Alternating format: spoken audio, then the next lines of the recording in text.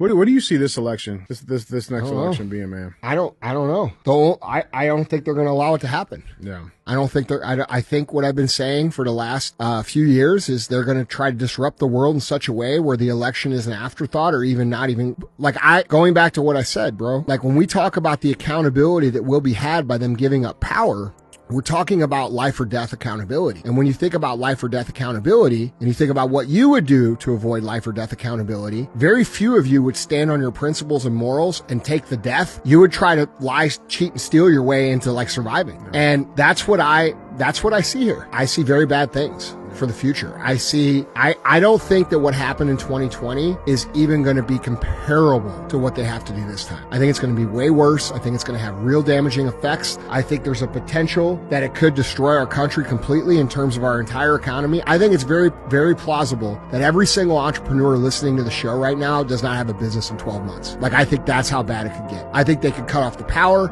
I think they could cut off technology, and I think they could put us in a stone age and say it was fucking China who did a cyber attack for 7 months and let the world just fucking destroy itself while they get away with what they did. I think there's all kinds of options, but I think the smallest option is that we actually have a free and fair election and get somebody in who actually got the votes. I think that's the smallest option. And I think we're in a position now where it's do or die in terms of, are you going to engage in this or are you going to bitch out? And I think if you don't engage in this, we very well could be where, I just said we would be at literally nothing. Zero. And, this all comes from the inability for people to, one, speak up, and two, look at people right in the face and say no. It's that simple.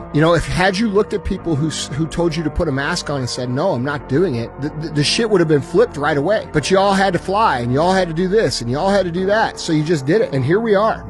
And so, I don't have an optimistic outlook. No. Like, I really don't. And I'm not saying that to scare anybody. I'm not saying that to doom and gloom. I'm not saying that to be a dick. I just think the window of opportunity is closing at such a fast rate now where I don't know. Now, the only thing that does give me some hope is that, we do have people that are starting to stand up. We do have people that are starting to wake up. We do have people that are willing to use their voice. That's starting to happen. But dude, you're a year behind the game. Like, you guys need to get real loud, real fucking fast. And the one piece of like observation that gives me some hope, and like, dude, there's a lot of people out here, some of my friends included, who are like, Andy, you're overreacting. It's not that bad. Bro, you don't understand. You don't understand what these people are willing to do, okay? It just because you've been over here in your world doing your thing and you are skeptical of things, like, bro, go back and listen to the last 3 years of my show. I'm pretty confident, dude, I have the best track record of fucking anybody out there.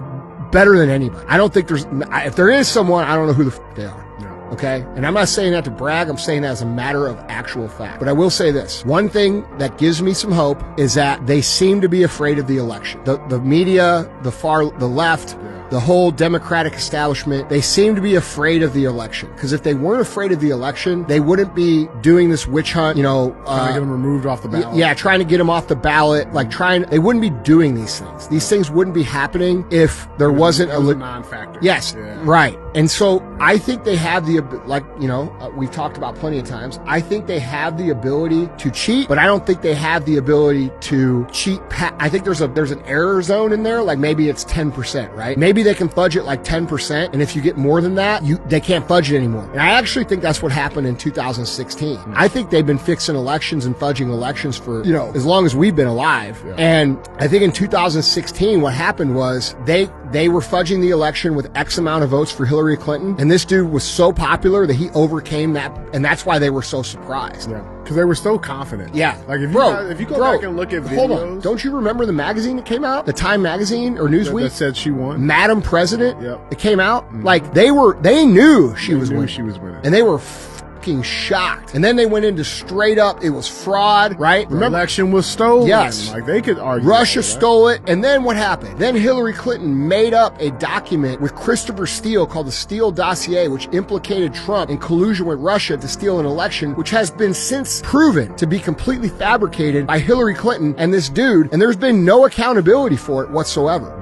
None. How much did that fudge the 2020 election? Well, I'm just that alone, not talking about the ballot hard. Oh, you mean like people thinking that was true? That's what I'm saying. Yeah, for sure.